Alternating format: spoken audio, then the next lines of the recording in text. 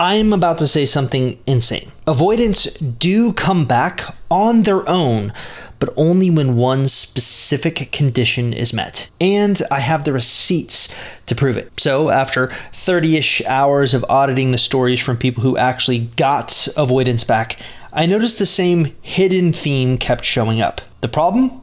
Well, it's very hard to pull this off without sabotaging it. All right, so I want you to listen closely to this and tell me what you think the hidden theme is. And I wanted nothing to do with him because he didn't hear from me. And he said that every single day he would go to bed thinking about what I was doing. Like what I did during the day, who I met, everything. Am I dating someone new? Did I move on? But really, I didn't move on. I just fell in love with myself. That was Becca, a woman I interviewed over 5 years ago after she got an avoidant back. And it was after hearing that line that I first started to notice the theme developing. Have you figured it out yet? All right, let me give you another chance. I want you to hear what I found in my interview with Harley. Did he ever say anything about you dating other guys while you were apart? Oh yeah, that was big thing. I wouldn't recommend, I don't know, girls take things a lot different than guys do. To me, it wasn't a big deal. It was just me trying to find myself and figure out who I am, what I want, and experiencing more things because I haven't been in a lot of relationships. And being with other people helped me a lot in realizing that and what I wanted. And also I'm in my 20s. You got to experience more things. And he was a little upset. He didn't like that. No, he was a little upset with that. So Harley's avoidant gets upset at the thought that she might be dating someone new, just like Becca's. That's interesting. Now, on my YouTube channel, I have this playlist called Success Stories. In total, there are 43 videos in it, but only 37 of those 43 are actual long-form interviews. Well, like I said, after 30-ish hours of listening to those 37 interviews and taking notes, I began to realize that there are really 3 types of success stories. And we're going to use these 3 buckets to illustrate their types. So the first bucket, you have people like Lee here who dated someone new after their avoidant broke up with them. He obviously caught wind of that. And I dated once again for myself. It wasn't to make him jealous. I met someone that I thought was pretty cool and I started dating them. And, eventually he called me. My ex called me. He reached out. He's like, I really want to see you. I really want to talk to you.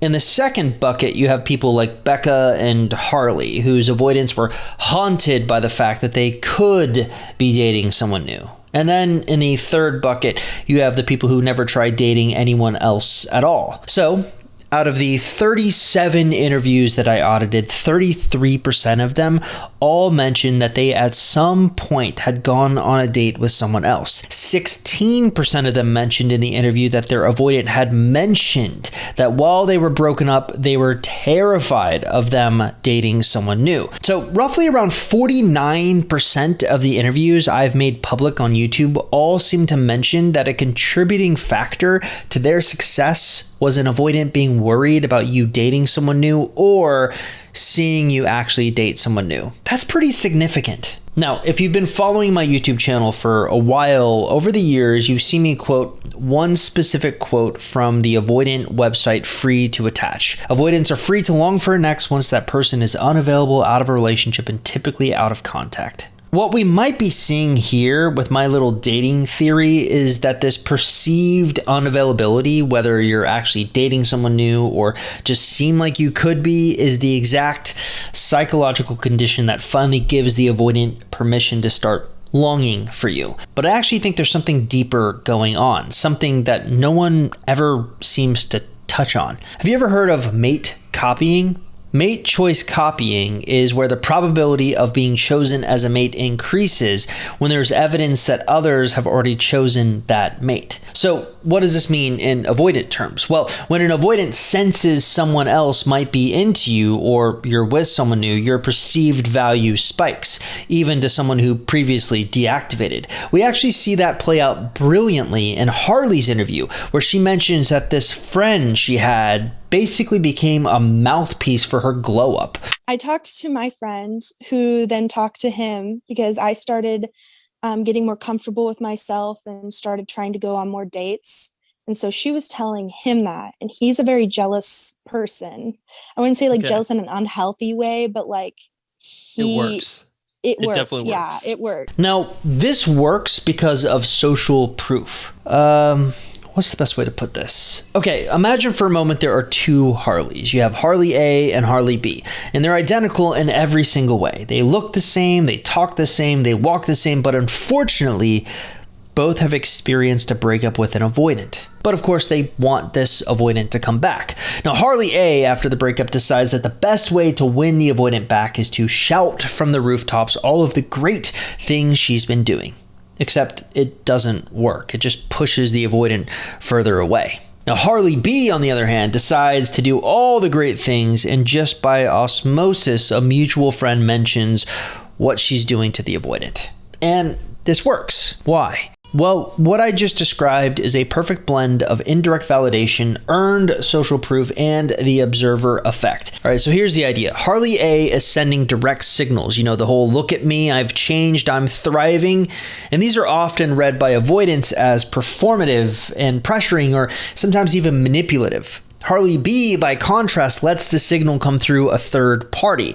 This makes the glow up feel more real and undeniable, and it's not tailored to get a reaction. You see, to an avoidant, this third party delivery bypasses the threat of direct intimacy, and it feels safer to trust.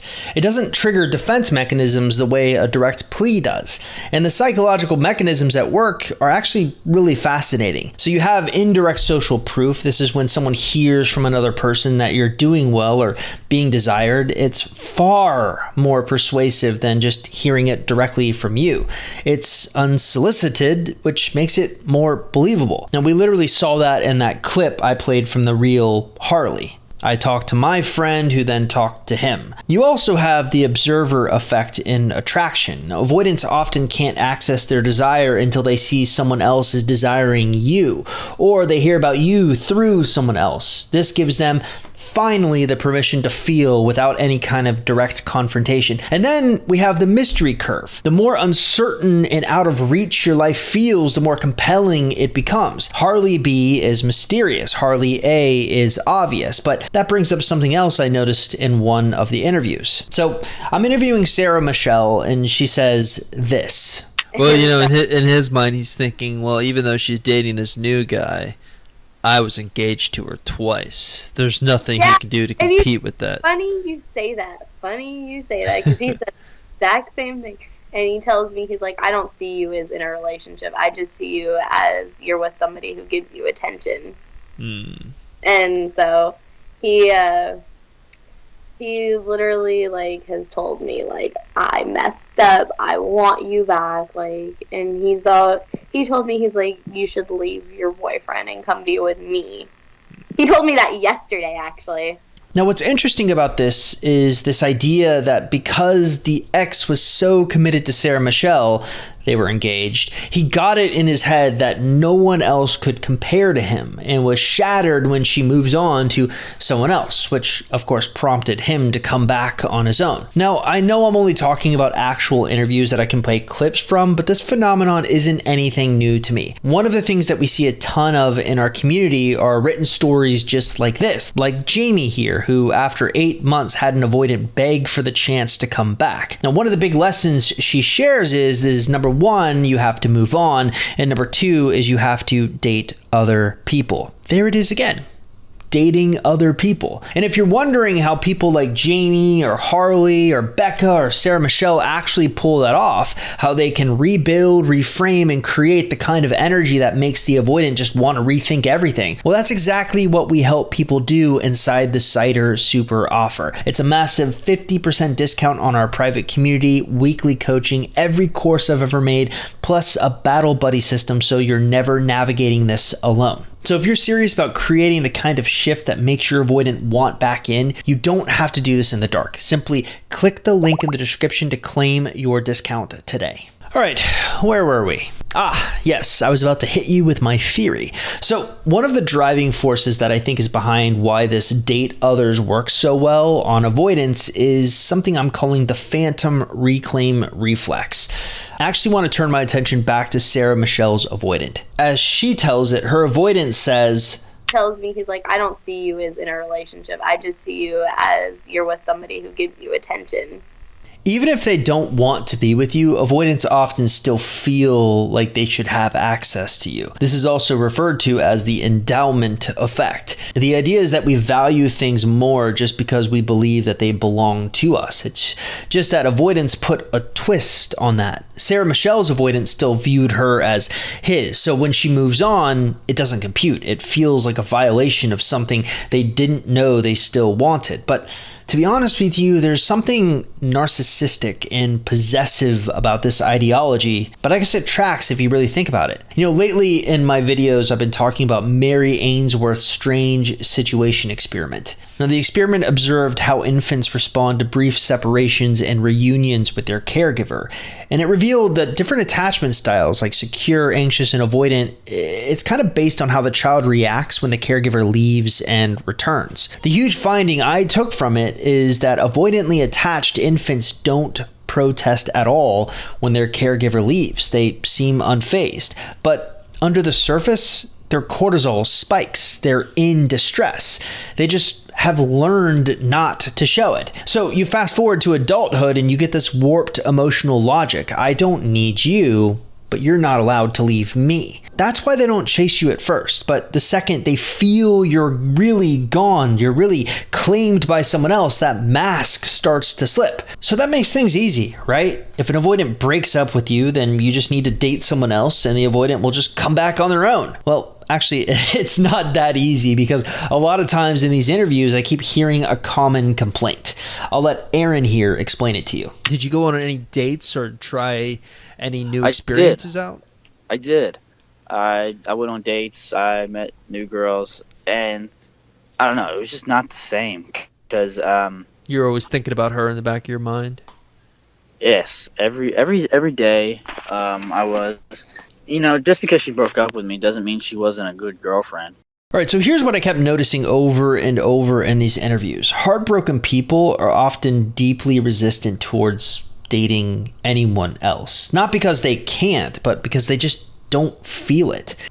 A common thing that you'd hear them say is things like, it just feels wrong, or I don't want to hurt them, or I'm scared they're going to find out and be gone forever. But what they don't realize is that avoidants already feel gone. Dating someone new doesn't push them away. It creates the contrast that wakes them up. And that's actually exactly what Aaron shows us here. Even while he was on dates, he couldn't stop thinking about his avoidant. But for every Aaron, there is a Jamie. Now, I already mentioned Jamie earlier back when I was talking about the super offer. Now, her interview with me stands out more than anyone else's in recent memory. So imagine there's kind of like this spectrum of post-breakup behavior. And on one side of the spectrum is someone who refuses to date anyone else. They're kind of like Aaron earlier, if Aaron didn't go out on any dates. And then on the other side of the spectrum, you have Jamie, who swears by it and sees actually kind of amazing results. And a lot of people may criticize this because I know I had put on a Facebook post and, some people said, I don't think that's right, what you're doing. But I jumped right back into the dating scene immediately for a couple of reasons. Number one, I thought, I'm 53. I don't have time to waste. And I am a goal-oriented person. And if I want a loving, committed relationship, I'm going to go after it. But I'm very, very picky. So it had to be the right guy. So I knew I was going to have a long search. The other thing was I did not want to really jump back into dating. I would cry on the way to a date. I would cry on the way home from the date. My heart was just still broken, but I did it like a job. I forced myself to go out and meet new people. And what I found was it did several things. Number one, it allowed me to practice being ungettable, to practice being flirty yet confident, to practice getting back to that place that I knew I should be. The second thing it did was I met some really great guys. And at first I thought, I'm never going to fall in love again. Like, he's it. he's my life. And it took a lot of dates, but about the 10th one, I met a guy that I'm like, hey, I think I kind of like him. And so that helped a lot to help me move on. So I started realizing, even if it doesn't work out with this guy, I found him, I can find more. All right, a couple of things to note here. Even Jamie, who now swears by this date others philosophy, would cry on the way to dates. So clearly she's not immune to what Aaron was talking about. But Jamie is an example of what happens when you throw caution to the wind and go all in on an idea. So clearly she goes on a lot of dates, 10. She didn't necessarily feel ready for these dates, but she did it anyways. Kind of like a job. And it's what brought her back to herself. Using her own words in the community now, here's my big takeaway. You have to 100% move on. Then a little further down, she says, I did all of these things, and now not only is my ex, but every other ex and guys that I'm just talking to are over the top crazy about me. My problem now is, which one do I choose? Now, I know 90% of the people watching this are going to walk away with one takeaway. Okay, I just need to go on dates with other people. And yes, dating others does seem to work. I've done the research, I've run the interviews, I've lived through it with clients. But if that's all you take from this, I think you're missing the point. Because there's a big difference between someone who dates others while still obsessing over an avoidant and someone who dates others because they're actually starting to let go. The first is performative. The second is transformational. One is a tactic, the other is a shift. And avoidance can feel the difference. So here's the uncomfortable truth. It's not just about getting on dating apps or filling up your weekend calendar.